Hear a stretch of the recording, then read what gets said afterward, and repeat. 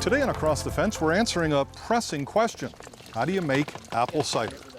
Good afternoon, everyone, and thanks for choosing Across the Fence. I'm Will Michael, and today we're at the UVM Horticulture Research and Education Center in South Burlington, and we've called on an expert apple cider maker. It's my pleasure to introduce and welcome back to Across the Fence Terry Bradshaw. Terry, you're the center director, and you've been making cider for decades, and I'm really interested to learn. I had plenty of cider, but I've never been on the making side of it. So again, thanks for having us. Great, welcome back.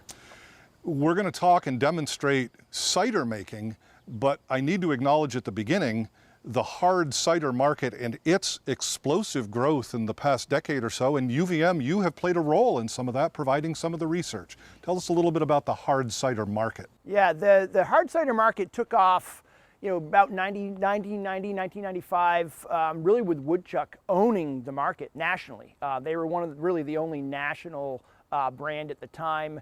And they were, a decent sized player. But then around 2010 or so, the market just started to substantially grow. And Vermont's had a key piece of that, of course, with Woodchuck themselves, but also a number of other companies, to where it's now become a major part of the apple industry. Not so much growing apples specifically for it, to some degree we do, but it's really changed the market for seconds or utility fruits and actually lifted the price for growers. So growers are really, really receptive to that. And I've said we're here to talk about apple cider, not hard cider, but again, it is important to know that the market has changed as a result of what we call dessert fruit, or what you've told me is not the ideal fruit that you want to make cider. The bulk of the juice often comes from dessert varieties because that's what we have. The seasonings, the flavorings, the really specific tastes that come into cider often come from other varieties that contribute other components to that blend. What we're talking about today and going to demonstrate is not hard cider. It's what most Vermonters know as cider, and that's different than apple juice. Apple juice is kind of the final end of the highly refined, highly processed juice, if you will, that comes from the apple. You can't really call it cider anymore. Usually comes from concentrate. It's not something people typically make at home. What we're going to make here is fresh cider. So what is the equipment I need to be able to make that fresh cider at home? Yeah, there's a few different ways. Really, all you need to do is crush the apple and press it. So as long as you have something that will do those two steps, you'll be fine. On a commercial scale, people use maybe a rack and cloth press or a belt press. But often on a home scale, you would use something like this, which is just a screw type press, very commonly available for a relatively inexpensive price, and will get the job done. So what about the apples that we're going to use? And I'm a Macintosh guy, but do we need to have Gala or some other specific apple to make our homemade apple cider? Yeah, the answer is yes to all of that. I worked for a grower one time in Massachusetts, actually, but he said that it's not New England cider unless it has a good dose of Macintosh in it, and that's because of the flavor profile people were used to. But really, cider is made usually from second grade or utility grade fruit, or maybe stuff off your own tree at home. It's not necessarily that best prime apple that you're going to put in the fruit bowl, but you want to ideally have a blend of flavors, a little bit of tartness to it, a little bit of sweetness to it, or aromatics. That's one thing that Macintosh and even Gala bring, is a real aromatic component, but usually a blend. So you have an examples here. Yeah, we have a blend. We have some Williams Pride, we have some Silkins, and these are seconds from our farm stand. They're a mix of what we have. I think this is an excellent early season blend, but it changes throughout the year. So ideally, your taste for your cider should change as the fruit ripen.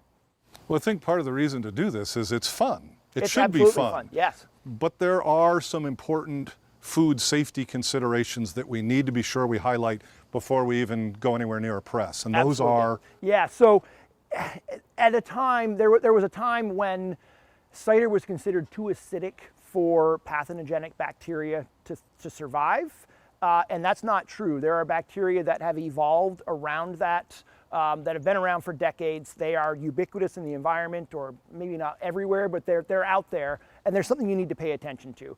really what it comes down to is having clean fruit, clean equipment, and clean processing downstream. When you wash the press, there's usually a sanitation step involved, even if it's just a little bit of bleach. But if you step back even further, it was very common when this issue arose for fruit to be made from dropped fruit. So fruit that hit the ground and stayed on the ground and were often picked up at the end of the season. And so those fruit were laying in manure or other soil that was contaminated. And so the key is to use tree-picked fruit. If you do use what we might call windfall fruit, that if it hits the ground, as soon as it hits the ground, it's not radioactive. But when it sits there for a day or two, or where it sits, if it's on clean ground and you get it up and then you wash it, that's another important step. But clean fruit is really key. Because deer do like the apple orchard. Yeah, deer, birds, rabbits, they're all out there. Keeping in mind that this is fun, that there are food safety considerations, you have touched on some of the equipment. Tell us about the process. Sure. Step up here and I'll show you how. Cider making is a two-step process. First, you need to grind the fruit to break it up so that you can actually get the juice out of it, and then you need to press it somehow. Because we're not going to drink the skin. We're not going to drink the skin. Yeah, the juicing process is really getting juice out of the cells. There are flavors that come from the skins. Absolutely. And you get that when you crush the fruit. But a press like this does both of those steps. Sometimes you'll have them in two separate units, but we have a grinder and we have the press. I assume I can spend a lot, or hopefully I can spend for something like this that you're recommending for the backyard. What do I need to spend, Terry? Yeah, if you were to buy one of these presses, and they're fairly easy to find on the internet, or even some regional shops have them, $500 to $600 will kind of get you through the door. You can often find them on Craigslist and places. May need to have a little bit of work done, but for probably a few $100 might be the minimum. But to buy something right off the shelf, $500 to $600. All right, back to the process. Okay. So we want to crush the fruit first, and we'll crush it in this grinder here that dumps it straight into a tub that collects the crushed fruit. There's a bag, basically a filter bag that filters out the seeds and stems and the pulp. And then we, as we're filling that, you'll start to see juice dripping out. We just catch it into a pan. And then this acts as a filter is really all. That's what it a is. Yep. It's going to filter through. It's going to hit the pan, and then we'll slide it up and we'll put some pressure on there and squeeze it out, and we'll have juice. Okay. There is one piece of electricity that helps run the grinder back here. Yep. So if you want to go ahead, you can go ahead and plug that in. Yep. Cider making can often be kind of messy. If I'm making a lot, I'll often wear a vinyl apron just to kind of keep things off of me, but you'll see you get a little overspray. It's nice to do it on a deck outside. Have a hose handy. And you're, for the most part, allowing each of these apples to sort of get ground up. You're not throwing 8 apples in at once. Not on a grinder like this. The commercial scale grinders, they'll take them as fast as you can dump them in.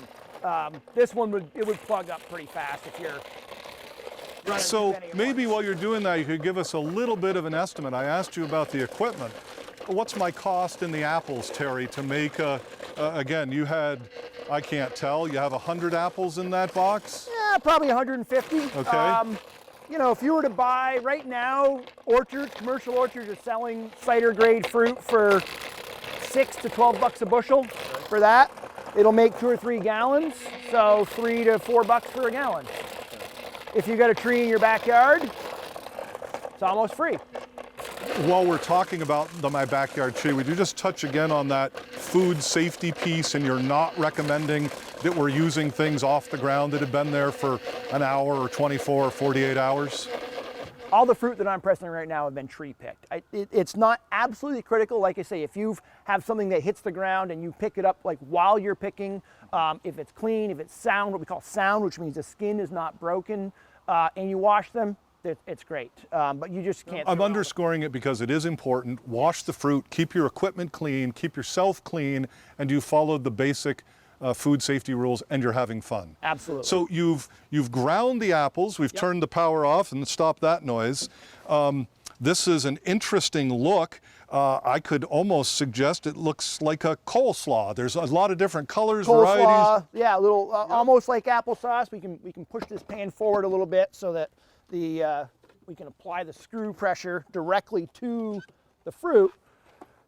We ready to press? We sure this are. is the second stage. We've ground, and now we need to apply pressure. Sometimes people will make presses, and it's something you got to be kind of careful of because you are putting things under pressure, and so you could potentially have things pop and break. But when people do that, they might use some kind of hydraulics, like commercial presses would use a hydraulics. I've seen where people have used versions of car jacks and things like that. And that's fine, that works, but you've really got to pay attention. So something off the shelf that's been purposely built for this purpose, usually is a little bit better way to go. Well, again, this is a great demonstration. This must make you feel like this is the point when you really feel like you're making the cider. Getting something done, right? We can see the juice beginning to come out, and of course it's going to hit that little drain and flow into the little collection tank you've got down below. I knew it would be simple, but this is simpler than I thought it would be. It's really easy.